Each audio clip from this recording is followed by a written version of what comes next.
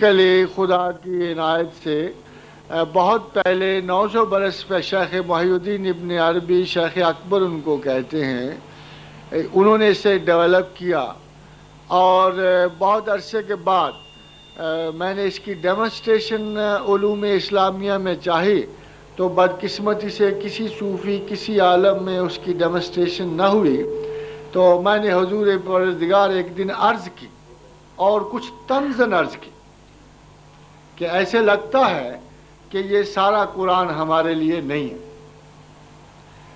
اس لیے کہ اگر سارا قرآن ہمارے لیے ہوتا تو یہ حروف کی کچھ نہ کچھ شناخت ہوتی اور کوئی نہ کوئی شخص ان کو جانتا ہوتا، کہیں نہ کہیں یہ ہمارے پس منظر میں کوئی آگہی پیدا کرتے۔ تو میں نے گلہ کیا کہ پروردگار ایسا قرآن پڑھنے سے کیا فائدہ جس کا کچھ حصہ ہمیں ساری زندگی سمجھ ہی نہیں آئے، نہ اس کا کوئی پیٹرن ہو گئے۔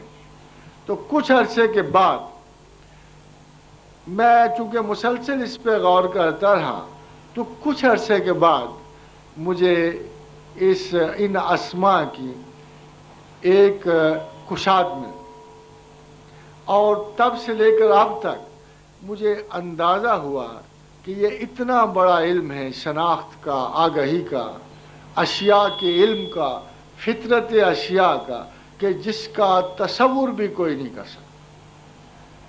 اور یہ میں سمجھتا ہوں کہ اللہ کی عنایت ہوگی، اور میرے خیال اس حال میں بھی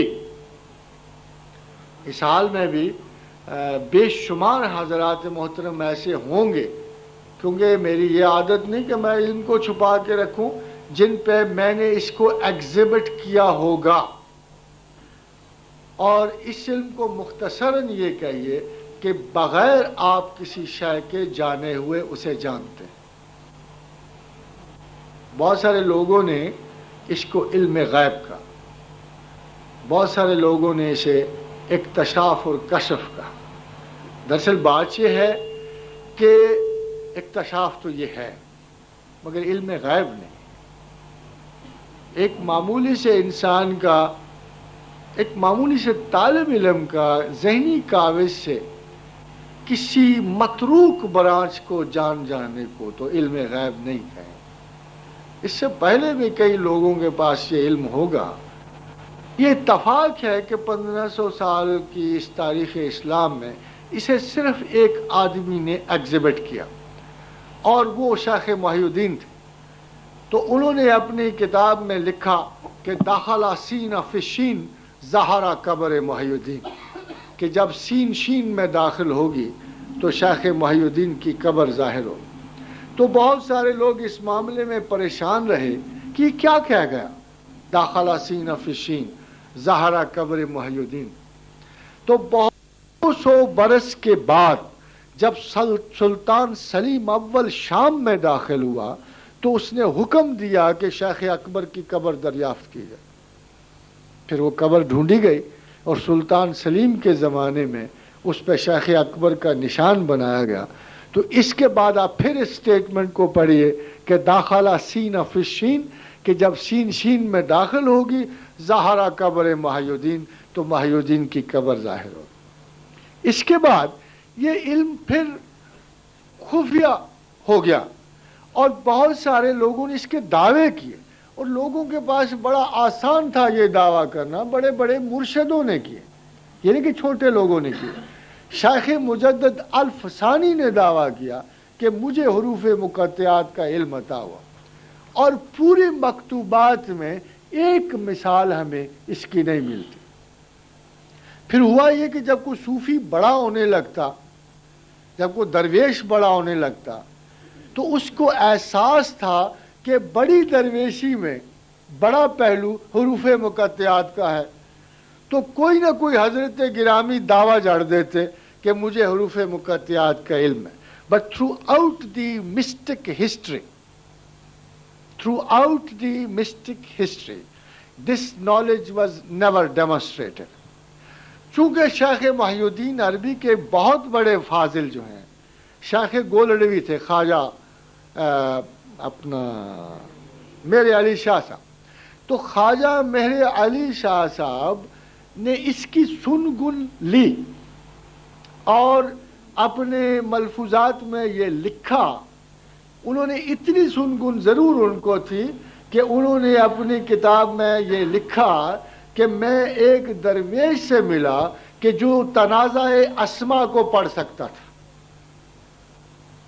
کن اسما میں تنازع ہے اور کن اسما میں موافقت ہے وہ یہ جانتا تھا. مگر خواجہ نے بھی اپنی زندگی میں اس کو ڈیمونسٹریٹ نہیں کیا. لگتا تھا کہ وہ کافی قریب تھے شناخت کے، مگر شاید ایجوکیشنل پریشر سے یا دوسرے پریشر کی وجہ سے وہ اس طرف یا پورے گئے نہیں، یا انہوں نے خلاف معمول سمجھا، کیونکہ وہ مراقبات کی طرف گئے، مجاہدات کی طرف گئے، مسافرت کی طرف گئے، اور اس علم کو پھر انہوں نے ڈیولپ نہیں کیا اور اس کو آگے نہیں بڑھایا، کسی کو اس کا علم نہیں ہوا. یہ وہ جانتا ہے اور اللہ جانتا ہے کہ ان کا حصول ان کو تھا یا نہیں تھا، مگر شیخ نے دعویٰ بھی نہیں کیا اور اس کو معمولات میں درج بھی نہیں کیا. اب دیکھیے بات یہ ہے کہ جو علم کسی کے پاس ہوتا ہے ایک تو چھپا ہوا نہیں رہتا، ایک وہ کیجول ڈیمونسٹریشن میں نہیں جاتا. یہ نہیں ہے کہ 150 آدمیوں میں سے ایک پہ اس کا مظاہرہ کیا جائے، ایسا نہیں ہوتا.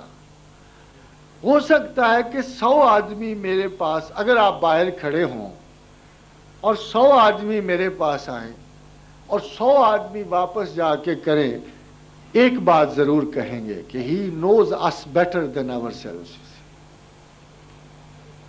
یہ ضرور کہیں. اور آپ کو پتا ہے کہ جب میرے پاس میرے مہمان دوست آتے ہیں تو میں نے کبھی ان کے مصائب سنے ہی نہیں، کبھی ان کی تکلیفات نہیں سنی.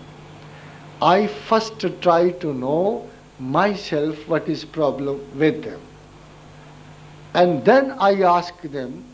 اس لیے کہ لوکل پرابلم اور ہو سکتا ہے، مگر کوئی آج تک ایسا انسان نہیں گزرا علوم ارتکاز میں یا ارتکاز سے باہر جو فطرت انسان پہ حکم رکھتا. یہ سنت رسول صلی اللہ علیہ وسلم ہے اور قدوم میمنت لزوم کی برکت ہے کہ ان کے امتیوں کو یہ سعادت ہوتی ہے. میں آپ کو ایک چھوٹا سا واقعہ سناؤں کہ اس سعادت میں مجھے جو اللہ نے نصیب فرمائی، پروفیسر مارکس فلپس سے نیو یارک کے سائیکالوجی ڈپارٹمنٹ کے ہیڈ، تو ایک میرے پروفیسر تھے ڈاکٹر شجاعت اللہ، وہ وہاں گئے تو ان کو بات چیت میں یہ ذکر جب ہوا کہ ہمارے ایک استاد ہیں جو صرف نام انسان کا سنتے ہیں and he knows everything about him. میں اس سے پہلے ایک جملہ آپ سے کہتا چلوں، شیخ محی الدین ابن عربی یہ بات کہا کرتے تھے، میں ایک انسان پہ 3 نظر ڈالتا ہوں اور اس کے میثاق سے لے کے برزخ تک کے مقامات دیکھ لیتا ہوں.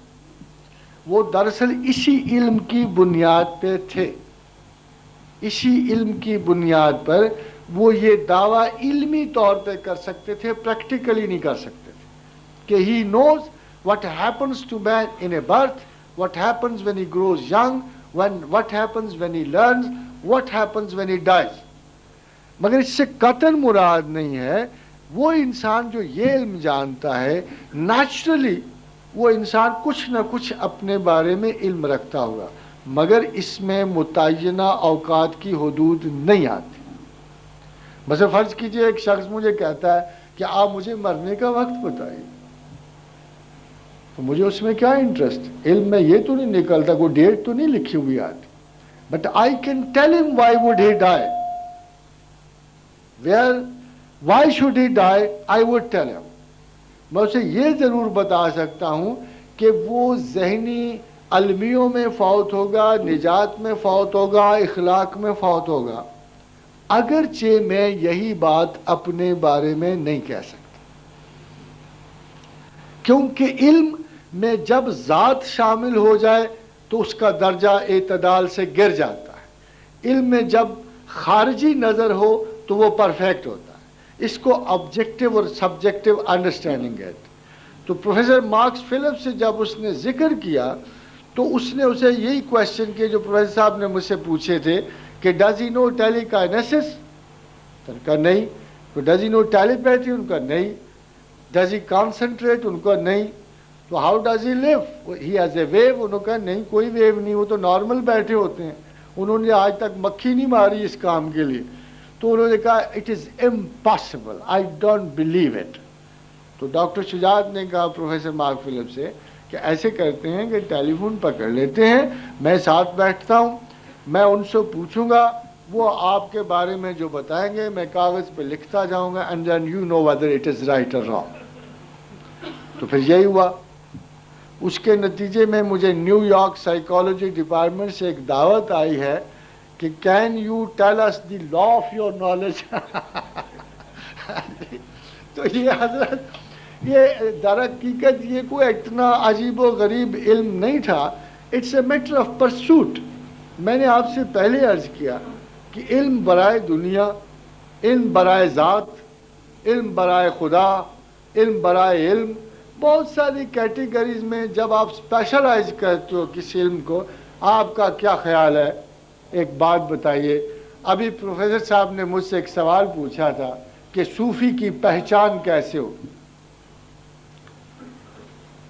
معاذ اللہ استغفر اللہ، میں اپنے آپ کو تصوف کا، خدا کی شناخت کا طالب علم کہتا ہوں. دیر از نو پرفیکشن ان دس نالج. مگر آپ مجھے ایک بات بتائیے کہ ایک آدمی ایف ایس سی کرتا ہے، ڈاکٹری کرتا ہے، اسپیشلائز کرتا ہے، اور مرتے ہوئے ایک بے پناہ علمیت کی ڈاکٹری کے رتبے تک پہنچتا ہے، تو اس نے ترقی نہیں کی ہوتی. ایک آدمی ایف ایس سی کرتا ہے، انجینئرنگ کرتا ہے، پی ایچ ڈی ان انجینئرنگ کرتا ہے، ماہرین میں سے شمار کیا جاتا ہے، اس نے ترقی نہیں کی ہوتی. مگر ایک آدمی خدا کی طرف چلتا ہے، علم حاصل کرتا ہے، تو آپ کا کیا خیال ہے کہ جو سب سے بڑی کائناتی یونیورسٹی ہے، جو علیم و حکیم رب ہے، وہ اس کے علم میں کوئی اضافہ نہیں کرے گا؟ بس اس بات کو ذہن میں رکھیے کہ جو بھی اللہ کی طرف بڑھتے ہیں خلوص سے، محبت سے، ان کے علم کا رنگ جدا ہو جاتا ہے. صبغۃ اللہ ومن احسن من اللہ صبغۃ ونحن لہ عابدون.